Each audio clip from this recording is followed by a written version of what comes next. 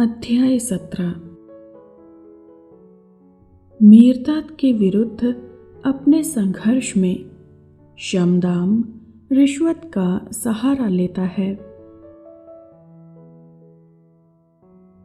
नरौंदा। कई दिन तक रस्तीदियन का मामला नौका में चर्चा का मुख्य विषय बना रहा। मिकियन, मिकास्तर तथा जमोरा ने जोश के साथ मुर्शिद की सराहना की।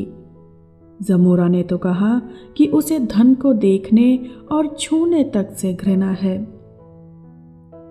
बहनून तथा अभिमार ने दबे स्वर में सहमति और असहमति प्रकट की, लेकिन हिम्बल ने ये कहते हुए स्पष्ट विरोध किया कि धन के बिना संसार का काम नहीं चल सकता और कम खर्ची और परिश्रम के लिए धन संपत्ति परमात्मा का उचित पुरस्कार है, जैसे आलस्य और फजूल खर्ची के लिए गरीबी परमात्मा का प्रत्यक्ष दंड है।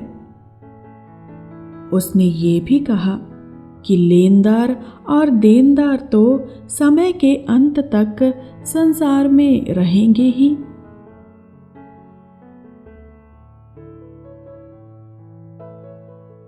इस दौरान शमदाम मुखिया के रूप में अपनी प्रतिष्ठा को सुधारने में व्यस्त था। उसने एक बार मुझे अपने पास बुलाया और अपने कमरे के एकांत में मुझसे कहा, तुम इस नौका के लेखक और इतिहासकार हो और तुम एक निर्धन व्यक्ति के पुत्र हो। तुम्हारे पिता के पास कोई जमीन नहीं, परंतु उसके 7 बच्चे और पत्नी हैं, जिनके लिए उसे परिश्रम करना पड़ता है और जिनकी न्यूनतम आवश्यकताएं उसे पूरी करनी पड़ती हैं।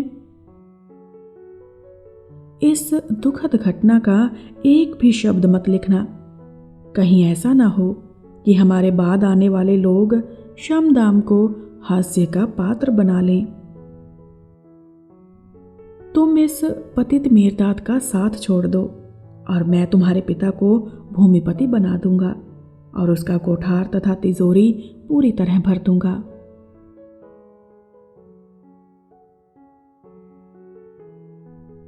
मैंने उत्तर दिया कि परमात्मा मेरे पिता तथा उसके परिवार का शमदाम की अपेक्षा कहीं अधिक अच्छा ध्यान रखेगा।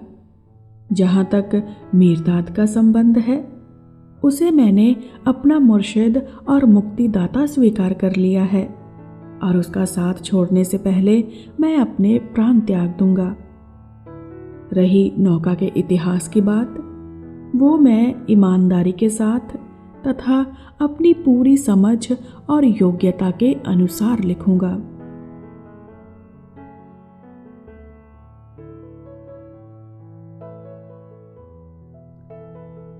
बाद में मुझे पता चला कि शमदाम ने ऐसे ही प्रस्ताव हर एक साथी के सामने रखे थे, किंतु वे कितने सफल रहे ये मैं नहीं कह सकता।